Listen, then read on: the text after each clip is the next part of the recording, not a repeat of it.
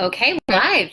Hello, MOMally Astoria. Hello. I'm here with Melissa Jones, and we are going to answer all of your questions. Well, I'm not. She is going to answer all of your questions about traveling with babies. Welcome. Thanks. Introduce yourself. Tell us a little bit about who you are and what you do. Well, I'm Melissa. I have a 7-month-old baby at home. His name is Charlie, but I call him Nessie. That's a story for another day. That's a good one. And we travel a lot, like a lot, like way too much. He's been on 12 flights already at 7 months. How old was he for his first? He was 8 weeks old. Like the moment the pediatrician gave us the thumbs up. Amazing. We went. And we traveled a lot before, and so we just continue to travel. And I've noticed that a lot of my friends are scared to travel with their babies, and that's why I'm here. I want people to not be scared. It is scary. We traveled with Daniel when he was 6 months old, and he's like sturdy at 6 months. I brought everything. I mean, it was embarrassing. I actually unpacked and filled an entire dresser in the hotel. I brought like 20 burp cloths, and it was ridiculous. The packing, it was my issue. Yeah, that took me a couple of times first. Hi guys. Hi Christine. Hi Angela, Maureen, Emily, Yassine. Yay. So exciting. I love the Facebook Live thing. All right, so I'm gonna ask the questions that you guys added, and we'll dive in. So Katie asked, she said her 16-year-old is a great sleeper. Oh, yeah, this was a tricky one. But when we travel and share a room with her, she wakes up in the middle of the night and stays up because she sees us in the room. Obviously, getting her a separate hotel room is not an option. I don't understand why. I think she'd be fine. What's the best way to deal with this? She also refuses to nap in her travel crib. Yeah. Yes, sleep that's kind of a sleep question. But I have to tell you about the night we spent in a hotel with Daniel a couple of months ago, when at 4 o'clock in the morning, I said to Paul, we're going home. We're just packing up and we're leaving right now. We're just going home. We were only a couple hours from home, and I was really this close because we had exactly that issue, and it sucks. And what I will tell you is there's not a whole lot you can do about that. Sadly, a lot of kids just have a really hard time adjusting the first night they're in a new place. And you just have to know that about your kid, and know if you're going somewhere, stay for a couple of days so your kid can settle in. If it's an issue with the pack and play and sleeping in the travel crib, that you can do something about. You can practice in the travel crib at home, put your crib sheet from the baby's crib in there somehow. I know the regular crib sheet doesn't fit the pack and play. Doesn't fit the pack and play mattress thing. But if somehow you can get the sheet in there, or sleep with the pack and play sheet for a couple of nights so it smells like you, bring the loveys, bring the sound machine. If you have an essential oil diffuser, anything that can make the room you're staying in feel like home, you want to do that so it smells and sounds familiar. If you can create any kind of visual barrier between the bed and where the baby is sleeping, that's a good idea. And lots of people put babies in bathrooms in hotels. Very often hotel bathrooms are gigantic, and you can put the ceiling fan thing on. So those are things that can help with that hotel room thing. Yeah. That I didn't know. Yeah. So it's funny that I started right off with a sleep question. Let's see. Pollyanna asked, what food can I bring with me when I travel? So food, like if it's solid food and not a liquids, there's no regulations on that, except for like going domestic to international. You have to be careful with like soft cheeses and meats and dairy products. That I would definitely search, ask the airline, or look at the travel regulations for that, because it's different for each country. But I did some research on that, and as far as like baby formula foods, purees, technically those are exempt from the 3-1-1 rule, which is the, 3.4 ounces of liquid, and it can go in 1 quart-sized bag that has to zip up, and 1 bag per person. So that's like the liquid rule for airplane travel. Breast milk and baby food and formulas are exempt from that. You have to completely separate them. However, so what the TSA rules say and what actually happens are not always the same thing. Yeah. A big thing is it depends on the threat level. It depends on where you're going. It depends on what airport and airline. And it depends on how that person's day is going. Yeah, which TSA agent you get, for sure. So, I mean, I just came back from Chicago with a giant thing of puree. Nobody even looked twice at it. I've gone before with a small 2-ounce ready-made formula, and they wanted to like open it and inspect it and dip things in it. So it just kind of depends on the day. Overall, I would say my biggest advice just for everything is go with the flow. If you know me before baby, you're going to think that's hilarious because I am not a go with the flow kind of person. But if you're watching this, you're a parent and you know that things don't go as planned ever. So just have to prepare. And you know, when your kid looks at you to see, like if they fall and they look at you and they go, how should I respond? Yeah. That's the same thing with traveling. They're gonna, if you freak out, they're going to freak out, and then you're going to freak out again. With our first, oh my God, with our first, every single trip, we went, and therefore, she's a little bit of an alarmist. With the second, we're like, you fell, you're fine. Yeah. It's funny. Pretend it's your second child. That's good advice. I mean, they said that you can have ice packs, like for breast milk. If you've got pre-pumped breast milk, you can have ice packs, you can have gel packs, you can have all of that. Just needs to be separate. And as far as like juices and breast milk and formula, it has to be a reasonable amount. So, I mean, it's going to be different if you're going from here to Orlando versus if you're going on an 18-hour flight. Those reasonable accommodations are going to be different. And as far as like keeping them cool and freezing, it also depends on each airline. Right. I had the experience of forgetting that I had 2 full water bottles when we were traveling back. One, you know, like a giant Contigo water bottle. And the TSA guy goes, those are for the kids, right? Kind of like, and I was like, yes. And my husband, who wasn't looking at him and didn't catch the whole, like, they're for the kids, was like, no, those are ours. And the guy just kind of rolled his eyes and let us take the water bottles through. Yeah. It just kind of depends. I mean, I've brought stuff and I've gotten flagged.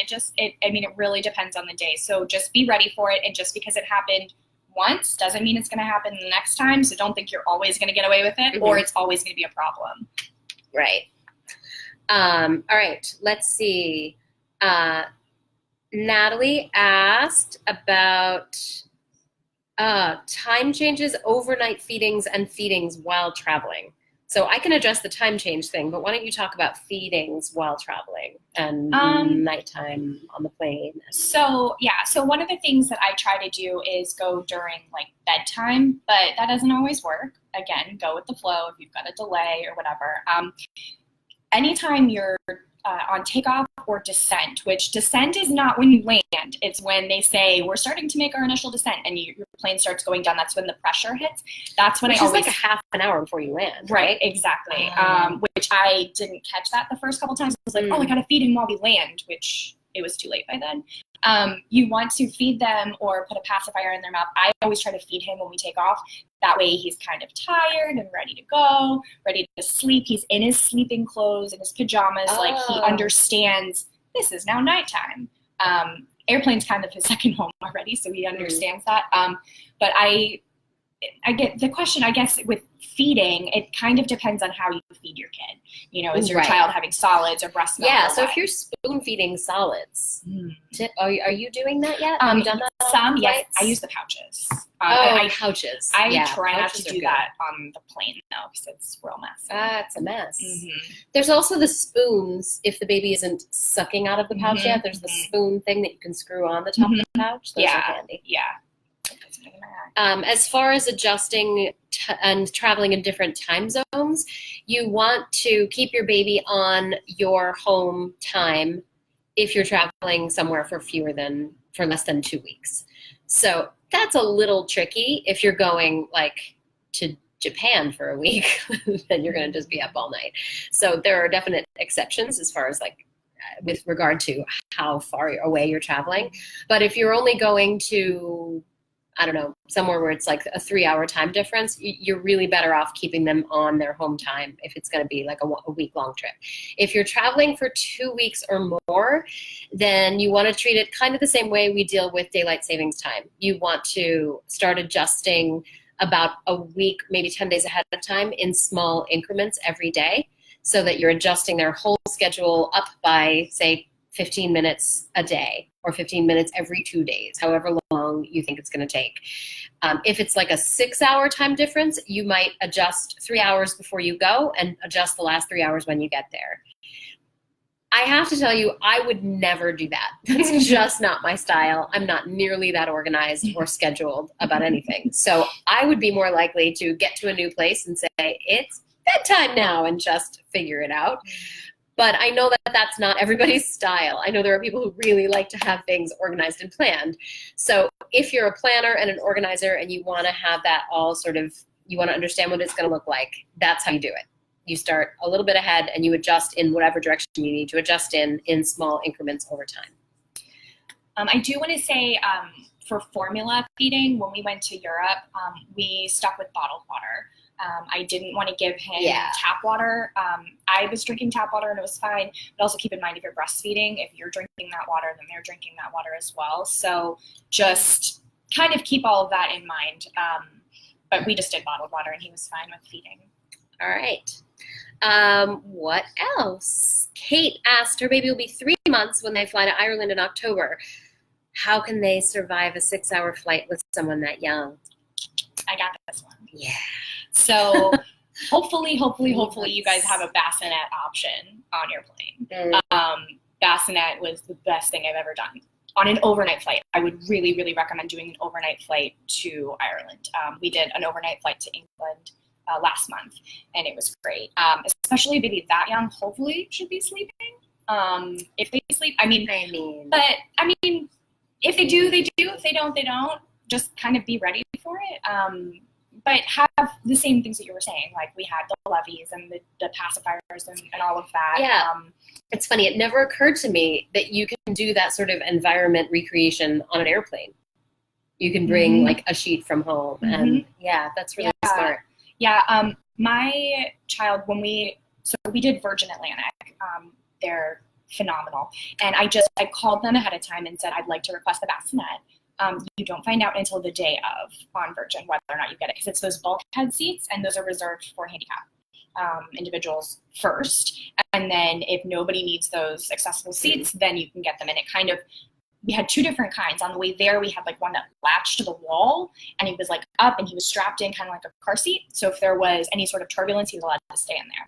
Way back, it was just this box, and if there was turbulence, we had to take him out. So it's kind of the luck of the draw. But it's totally doable. People do it all the time. I know that the recommendation is, this is not a listed question. I'm going off script here a little bit. The recommendation is that you get a ticket for the baby. So the baby has a seat, and you bring your car seat on the airplane because it's still a moving vehicle and the laws of physics apply in a moving vehicle. So what are your thoughts on that? Do you guys get Charlie a seat? No. Or you do infant and lab? We haven't. The flights that we've taken to Europe, they give you an extra seatbelt. I had the seatbelt, and then there was a little loop that I put my seatbelt through, and then there was another little loop. Is that just on international flights? I think so. I've never seen it on a domestic flight. And it was for takeoff and landing. Of course, he's not used to that, so that was a fun challenge. He was like turning this way and that way and upside down and whatever he could do to get out of it, but I kept him in it. To me, it's kind of somewhat equivalent to like the bus. A lot of us bring our babies on the bus, and they're not in a car seat on the bus. Very similar to that. That's, I think, a personal thing. It is a personal thing. Because some of the things, too, they say don't keep them in the car seat for longer than whatever, like 2 hours, I think it is. You're not supposed to keep a young baby in the car seat for too long, and then if they're asleep, are you really going to wake them up? And it's a whole tricky. Thing. It's also thousands of dollars. So it is. If you have that luxury, totally do it so that you don't have to hold them the entire flight. Right. But right. We don't. And if you have big trips planned and you have a baby who is mobile and really needs a seat, you got to do it before after they're 2. After they're 2, right. Yeah, has to, no matter what. Yeah. Okay. Can airplane bassinets fit a 10-month-old baby?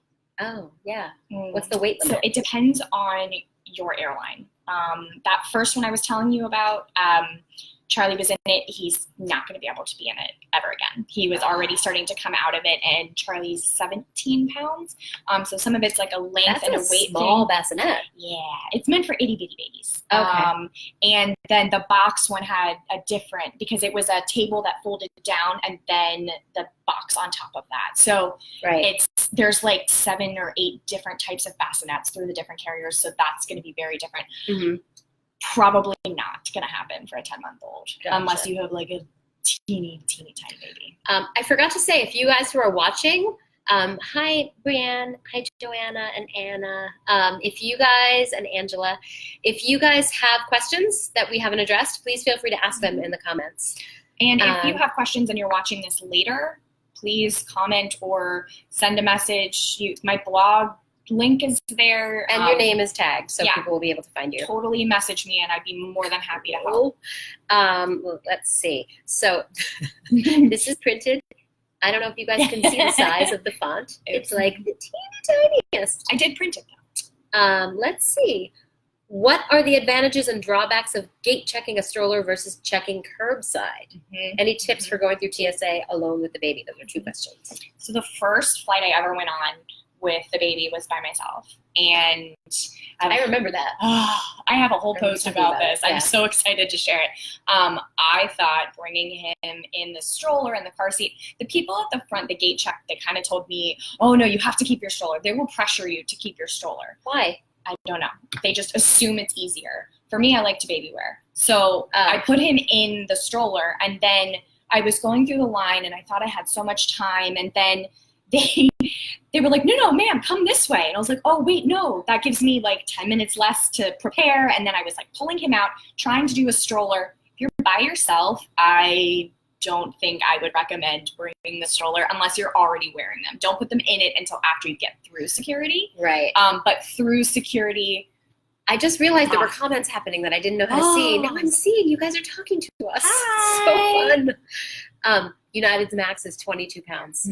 Anyway, so, sorry to interrupt No, you. you're totally fine. Hi. Just made me really excited. Yay. We have information. Right now. Cool. We'll look at that in a second. But I would say buy yourself baby wear if you can. It's so much easier. Also, I had a backpack diaper bag. That helps me a lot. Not everybody likes those, but for me, that was way easier. An advantage, so anytime my husband and I both go together, we bring a stroller, especially now that he's bigger and wiggly and wants to be in there. I definitely bring the stroller. But if you're going to be by yourself, it's your first time, if you not really experienced going through TSA, I would recommend not even bringing it. Just gate check it. The problem is that, not gate check it, like at the counter. The problem is I would also recommend a bag, a special bag, because it's going to go through more of those conveyor belts, and it's going to be handled by more people. And they just toss it. They just everything. Take everything. You see the way they treat suitcases. Yeah, your car seat and your stroller go through a lot. Even if it's at the gate checked as well, it's still going to get tossed out because they put it on the conveyor belt. I've watched them throw things in. So don't bring your best stroller, and make sure you have receipts for your stroller and your car seat, because if they damage it and you try to file a claim, they ask for your receipts. Wait, your receipt from when you bought it? Yeah. With you when you travel? No. Sorry. Make sure you have it in general in the earth. Like, don't try to save that. Never heard that. No, because they ask you for it, and then they want to know what the price was, what year you bought it, and that way they can do all that stuff. So just keep that in mind. That's good. Yeah. And through TSA with a baby. So here's my thing about not bringing the stroller. If you have a baby in a carrier and you're an hour and a half or 2 hours early for the flight, if you don't have a baby who can sit up, you have nowhere to put the baby. It's just you wearing or holding the baby for like several hours straight. Yes and no. It depends. So when mine was very small, I used to take the diaper changing mat and I used to put it on the floor, or a blanket, and I just let him roll around, or just hang out. I'd let him get his wiggles out and kick. Right. Then he got a little bit too big tummy for time that. on a blanket. Yeah, exactly. Right. That makes sense. Yeah, but that's another factor you have to think about.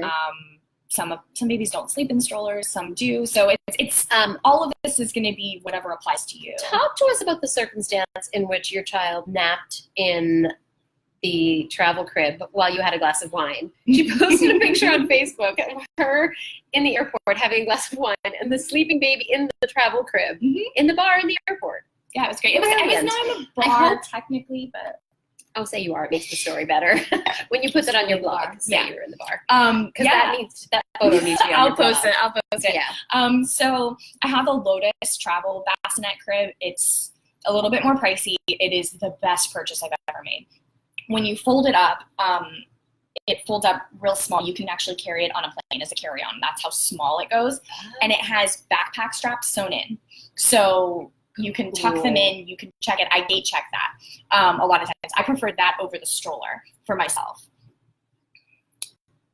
Hi, Melissa. Oh, you just answered the question. I did answer your Christine's question. mind. I didn't even see it. The Lotus is The her Lotus. recommendation. It's the Guava Lotus travel crib. I'll post a link. It's Cool. the most amazing thing. So it was an international flight, and I had 3 hours to kill. I met my parents at the airport.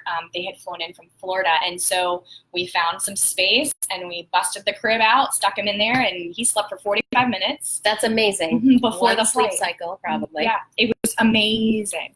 And So then I was great. able to relax, and then he was prepared for the flight. Like, he was ready. It was our typical day routine. That's amazing. Oh my God, we were such a disaster when we traveled.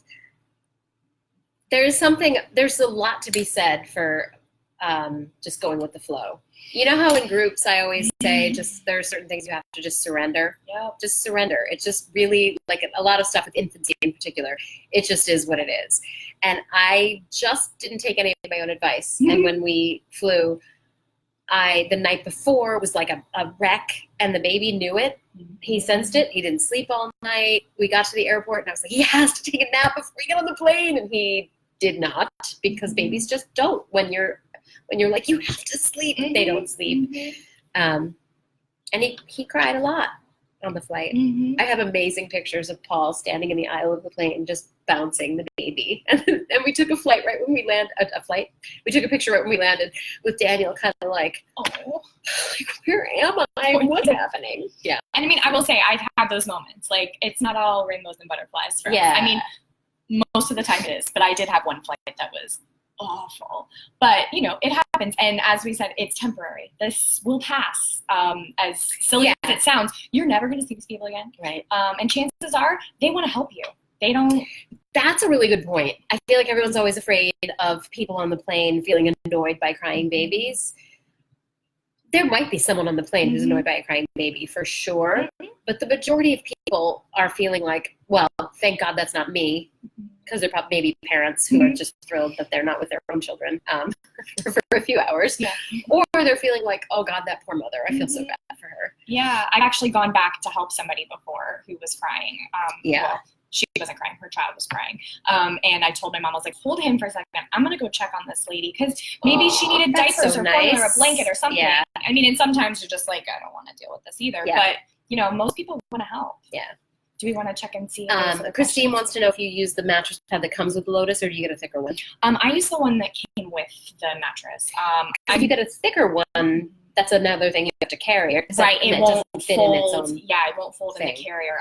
And I mean, I'm also one of those people that I only use things as they're given to me. I'm very paranoid about sleep and blankets and whatever. I only use the things that attach to those things for safety reasons. But that's my own paranoia. Gotcha. All right, Emily is going on a 15-plus hour plane ride with her 11-month-old. Do they need to start with shorter trips and build up to that? That's really funny. Like, just buy some tickets and fly some places, and then just fly home for practice. I mean, but honestly, it would be good practice. It's up to if you have places to go. Wait, what will? Okay, I was bragging about my amazing eyesight before.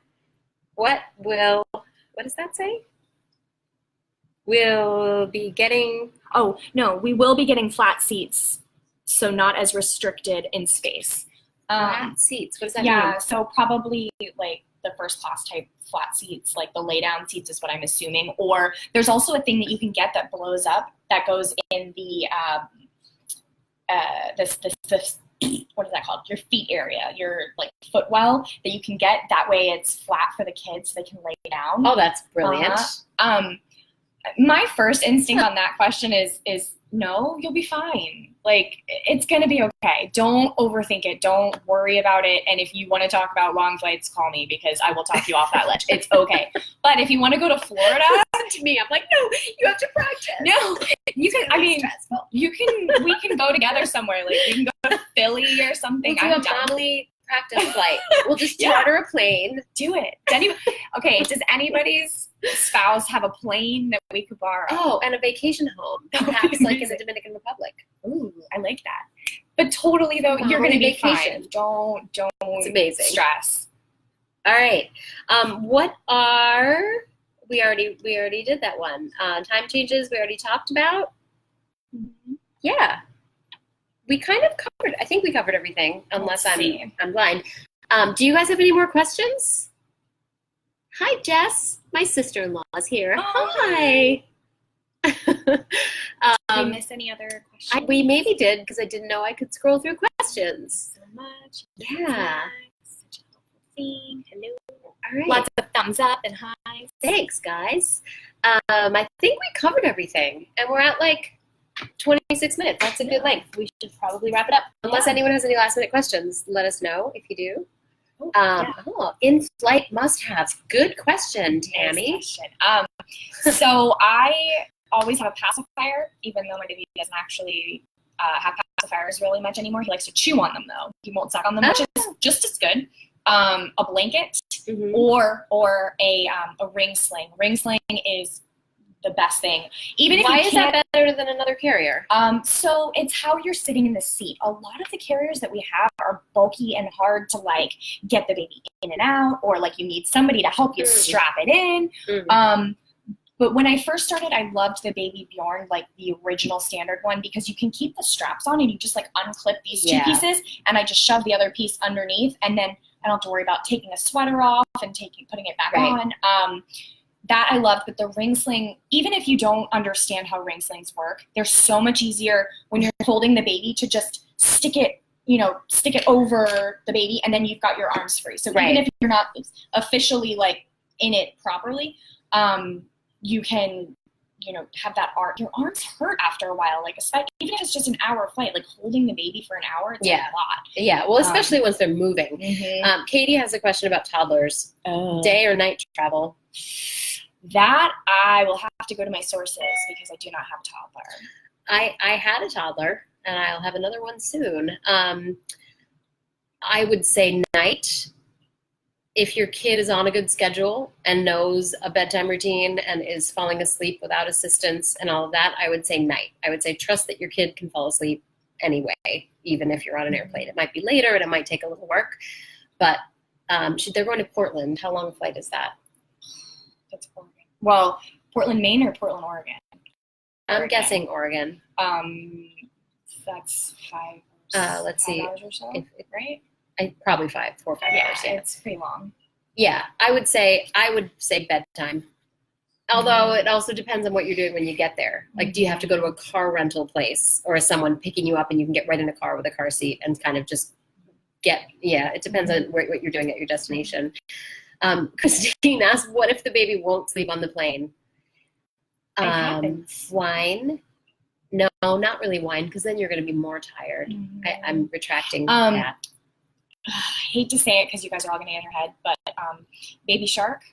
Oh, God, I'm so sad. I'm sorry, guys, but that I have Amazon. If you have Amazon Prime, you can download Amazon Music, and you can download certain songs for free. And so I have certain, like, my baby falls asleep to Jack Johnson. That's every night. That's what he does. So we stuck that in the crib, the bassinet with him, or I'll like put it on my shoulder, cute. And it's kind of his cue to fall asleep. Oh, that's funny. So that, an external charger as well. And also I would make sure that you have headphones and an audiobook downloaded, because baby headphones? No, for my own self.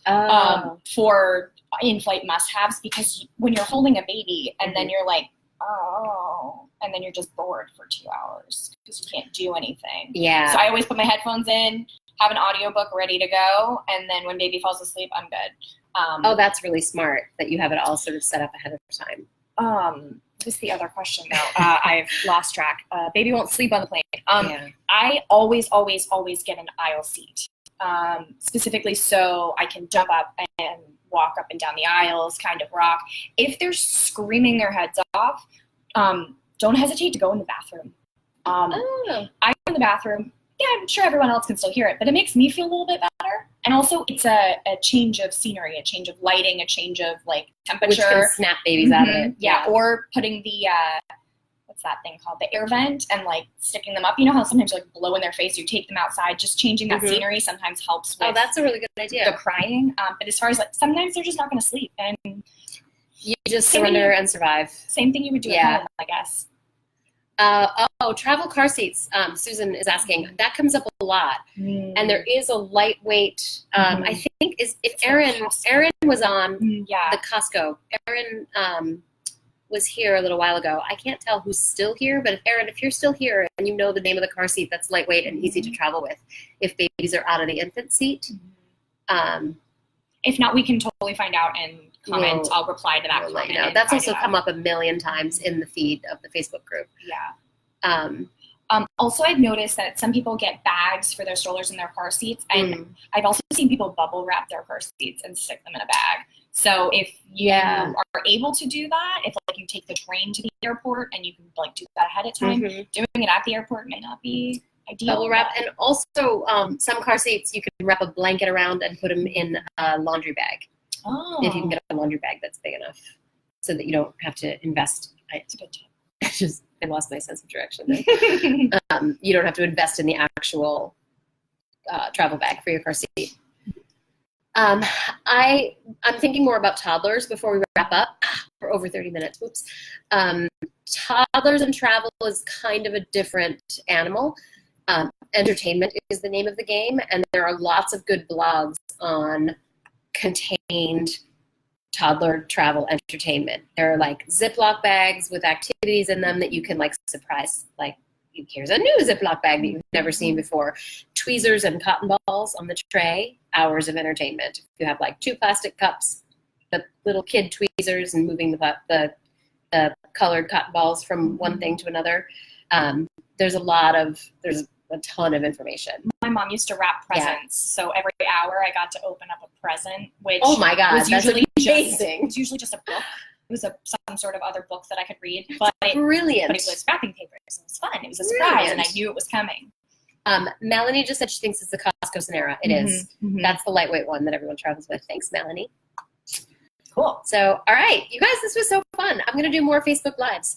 If you guys have been checking out the MOMally Facebook feed lately, through a series of events, we ended up we're doing a MOMally Cabaret at some point soon, because there are so many moms who are either just funny people or extroverts or singers or actors or whatever they do, but the idea kind of took hold, and Sarah Harris is taking the lead, and she is there's a post on the MOMally Facebook feed if you're interested in that. Join in. We have no idea what it's going to be, where it's going to be, when it's going to be. It's literally just let's do that. We're at that, like, who knows? So we'll see. I also have one more spot in my sleep workshop coming up on October 4th. So let me know. Shoot me an email or a message on Facebook if you're interested in that. And I'll see a bunch of you guys in my new mom group tomorrow. I think there's a couple spots left if anyone isn't signed up. And thank you so much. Thank you for having me. And the link to Melissa's new blog is in the top here. Yep, and my Instagram is the same name. It's Navigating Messy blog on Instagram. Awesome. Cool. Thanks, guys.